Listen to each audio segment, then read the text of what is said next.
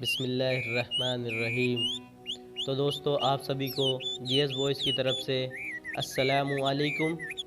तो दोस्तों, आज हम आपको अल्लाह पर यकीन रखने वाले एक हकीम साहब की कहानी बताने जा रहे हैं। एक हकीम साहब हुआ करते थे जो बहुत ही नेक दिल और दीनदार थे, जिसका दवाखाना एक पुरानी इमारत में था।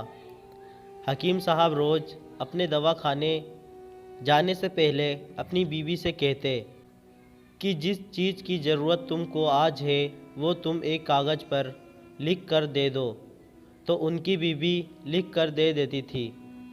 हकीम साहब अपनी दुकान पर जाकर सबसे पहले उस पर्चे को खोलते, बीवी ने जो कुछ लिखा होता वो उनका हिसाब लगाते और उनका टोटल करके फिर अल्लाह से दुआ करते कि या खुदा, मैं तेरे हुक्म के तामील में तेरी इबादत छोड़कर यहाँ दुनियादारी के चक्कर में आ बैठा हूँ। जैसे ही तू मेरी आज की ज़रूरत को पूरी कर देगा, मैं उसी वक्त यहाँ से उठ कर जाऊँगा। फिर यही होता। कभी तो सुबह के 9 बजे या कभी 10 बजे हकीम साहब अपने मरीजों से फारिग होकर अपने घर चले जाते। एक दिन हकीम साहब ने अपनी दुकान खोली और रकम का हिसाब लगाने के लिए पर्ची खोली, तो वो पर्ची को देखते ही रह गए। एक लम्हे के लिए तो उनका दिमाग घूम गया।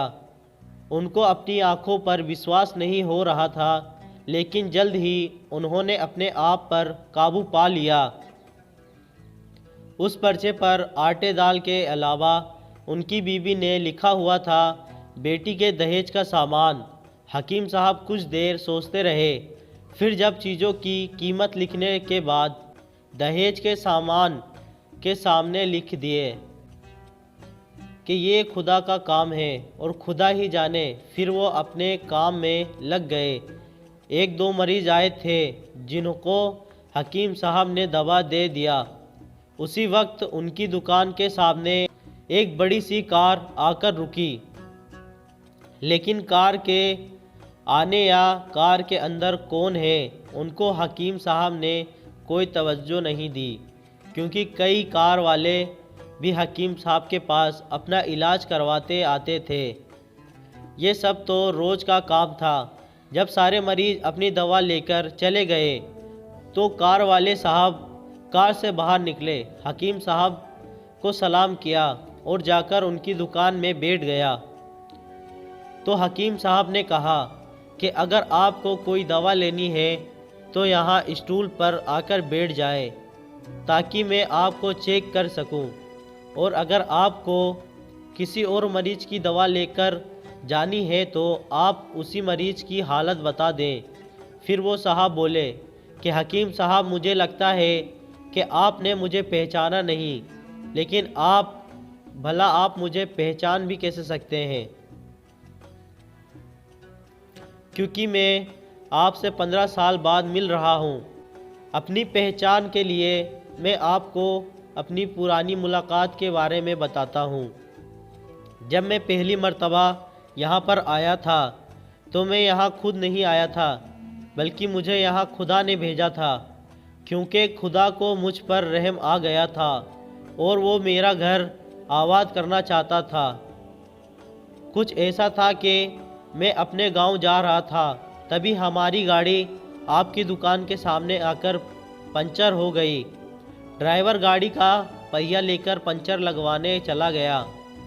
तभी आपने देखा कि मैं गर्मी और धूप में गाड़ी के पास खड़ा हुआ हूँ। फिर आप मेरे पास आए और दुकान की तरफ इशारा करके कहा कि आप अंदर आकर बैठ जाइए।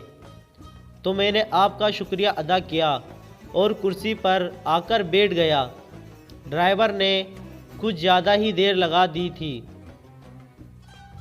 एक छोटी सी बच्ची थी मेरे पास खड़ी और बार बार कह रही थी कि मुझे भूख लग रही है, और आप उससे कह रहे थे कि बेटी थोड़ा सब्र करो, अभी थोड़ी देर में चलते हैं।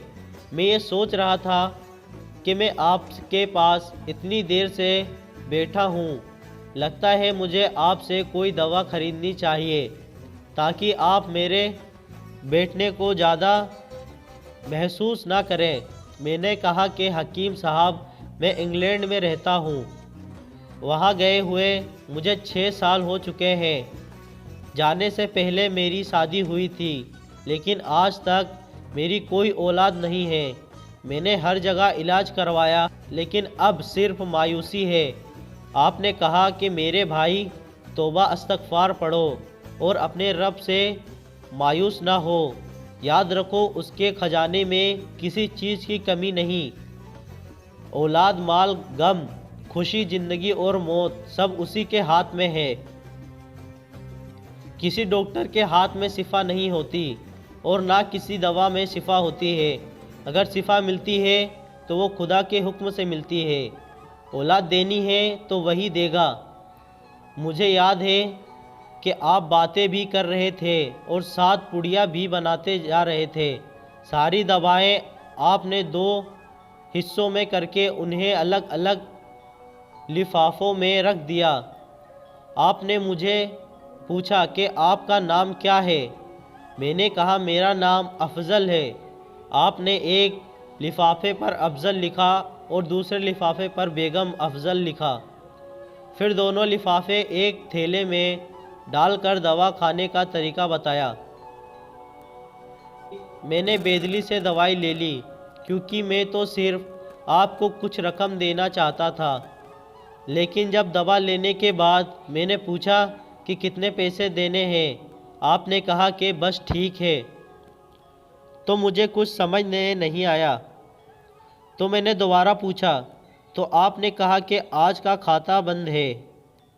तो मैंने कहा कि मुझे आपकी बात समझ में नहीं आई। वहीं पर एक शख्स और मौजूद था, तो उसने मुझे बताया कि खाता बंद होने का मतलब है कि हकीम साहब ने आज के घरेलू खर्चे के लिए जितनी रकम खुदा से मांगी थी वो खुदा ने उन्हें दे दी है। ज़्यादा रकम वो नहीं ले सकते। मैं बहुत हैरान हुआ और दिल ही दिल में शर्मिंदा हुआ कि मेरे कितने घटिया ख्यालात हैं और ये सादा सा हकीम कितना अजीम इंसान है। फिर मैंने अपने घर जाकर अपनी बेगम को ये दवा खिलाई और उसे सारी बात समझाई। तो वो कहने लगी कि वो कोई इंसान नहीं, बल्कि हमारे लिए तो वो एक फ़रिश्ता है। मुझे यकीन है कि उनकी दी हुई दवा हमारे लिए फ़ायदेमंद साबित होगी। हकीम साहब, आज मैं 3 बच्चों का बाप हूँ। खुदा ने आपको हमारी मदद का वसीला बनाया। हम हमेशा आपके लिए दुआ करते हैं। जब भी मैं अपने गांव छुट्टी पर आया तो हर बार मैं आपकी दुकान पर आया, लेकिन मुझे हमेशा आपकी दुकान बंद ही मिली। मैं कल दोपहर को भी आया था, लेकिन आपकी दुकान कल भी बंद थी। वहीं एक आदमी खड़ा था। उसने कहा कि अगर आपको हकीम साहब से मिलना है तो आप सुबह 9 बजे आ जाएं, वरना उनसे मिलना मुश्किल है। इसलिए मैं आज आपसे मिलने सुबह सुबह आया हूँ।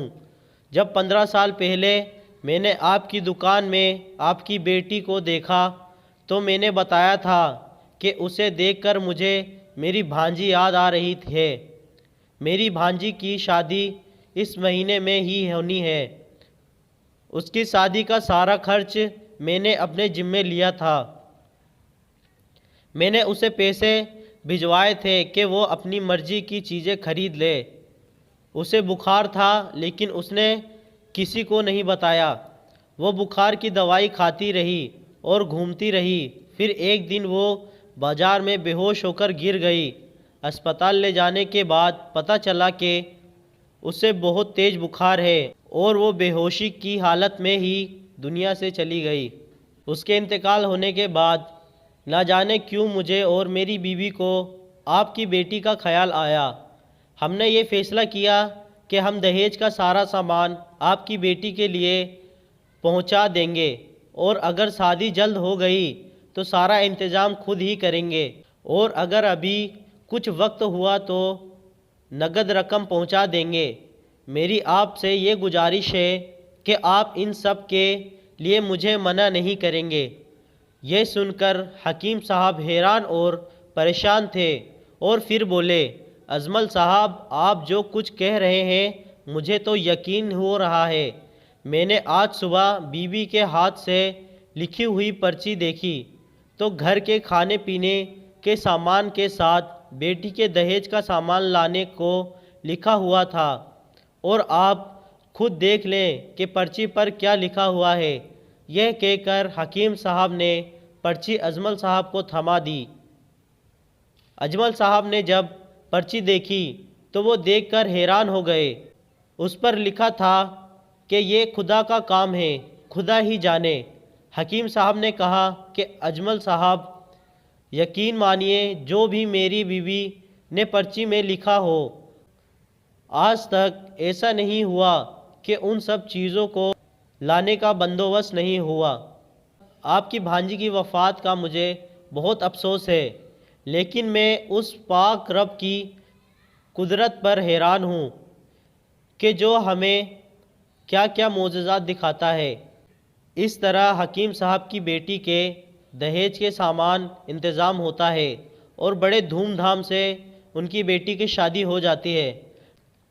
तो दोस्तों, ये कहानी तो यहीं पर ख़त्म हो जाती है, मगर इसमें हमारे लिए सबक ये है कि अल्लाह ही पर भरोसा करना चाहिए और अल्लाह से कभी ना उम्मीद नहीं होना चाहिए, क्योंकि अल्लाह फरमाता है, मायूसी गुनाह है, तुम मुझ पर यकीन करके तो देख।